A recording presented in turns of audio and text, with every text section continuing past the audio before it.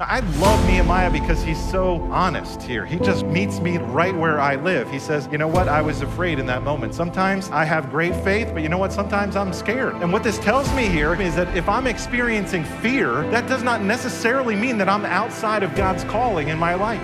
Just because it's scary and I get some butterflies before I apply to that position that I want doesn't mean God isn't calling me to apply for that position. Just because it's scary to go to that interview doesn't mean God doesn't want you to go to that interview. This is so key because our Lord Jesus oftentimes calls us, his people, into the uncomfortable, into the unknown, and our emotions have not yet caught up with us. But our fear is not there that God might punish us. Rather, sometimes it's just that it's in the uncomfortable that I learn the most significant lessons of the spiritual life. Yes, the Lord delivers us, but sometimes when he delivers me, he delivers me in such a way that my voice is shaking a little bit, and sometimes it can be a scary thing to follow God with nervous sweat on my brow. I simply take one step at a time towards what God is calling me to do.